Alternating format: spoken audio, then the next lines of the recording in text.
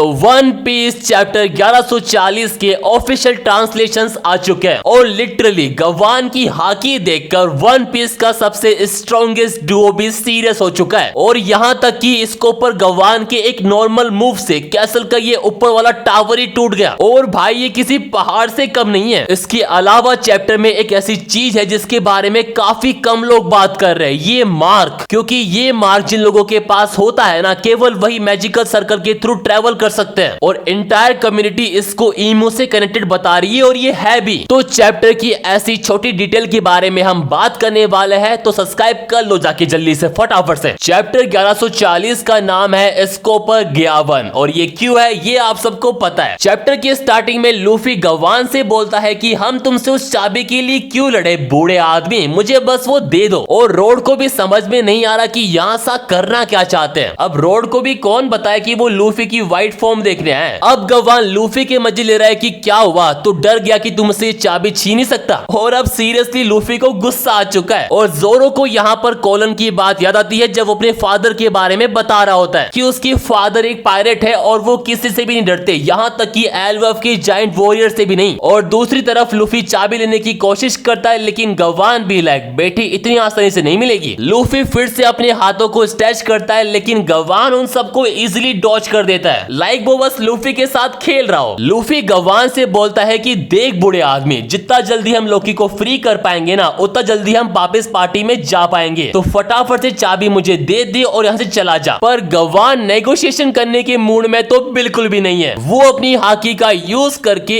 एक जंप मारता है और उसी चाबी की लूफी को देकर मारता है। And just look at this panel bro, चाबी से क्या ही हाकी निकल रही है। इवन नामी और रोड दोनों ही शॉक है। वैसे लूफी को कुछ होता तो नहीं है लेकिन वो अब सीरियस मोड में आ चुका है। फिर गवान लूफी की स्ट्रो हेड देखकर बोलता है कि ये तुम पर काफी सूट करेगी इस हेलमेट से भी ज्यादा। पर लूफी अभी गुस्से में है, वो अपने हाथों को स्ट्रेच करता है और चाबी लेने की कोशिश करता है लेकिन गवान उन सबको इजिली डॉज कर देता है। लूफी बोलता है कि ये मेरा ट्रेजर है जिसे शेंग ने मुझे संभालने के लिए दिया था, पर मुझे अभी चाबी से मतलब है तो दे दे फटाफट से। गवान बोलता है कि उसने तुम्हें संभालने के लिए दे दिया बस यूं ही, कितना पागल आदमी है वो। अब गवान ने ऐसा क्यों कहा, आई थिंक वो लूफी को गुस्सा दिला रहा है और लूफी गुस्सा हो चुका है। वो बोल रहा है कि तुम गलत बोल रहे हो और अगर तुम्हें किसी के बारे में नहीं पता ना तुम्हें बोलना भी नहीं चाहिए। एंड गवान भी लाइक अच्छा बेटा मुझे ही नहीं पता उसके बारे में। और वो लूफी को चाबी की देकर मारता है और लूफी का फेस बिल्कुल चाबी जैसा हो चुका है। और इसी के साथ the game time is over. गवान अब सीरियस मोड में आ चुका है। गवान अपनी दोनों एक्सेस को पकड़ता है और लूफी पर कई सारे स्लैश से अटैक करता है और लूफी शॉक में है कि ये बूढ़ा आदमी इतना स्ट्रॉन्ग कैसे हो गया। जोरो लूफी को डॉज करने को बोलता है और अब वो खुद भी इस फाइट में कूद चुका है। भाई जोरो का फाइट में कूदना, वो भी तब जब लूफी फाइट कर रहा हो, तो आप सोच सकते हो कि सामने वाला बंदा कितना स्ट्रॉन्ग है। गवान लूफी को बोलता है कि तुम्हारे पास काफी अच्छे क्रूमेट्स हैं और लिटरली भाई गवान के इस नॉर्मल अटैक से इस कैसल का ऊपर वाला टावर और उसकी जो आगे ये बादल है ना दोनों कट जाते हैं। इस पैनल को देखकर ना मैं बस एक ही बात कहूंगा कि what A hype, what A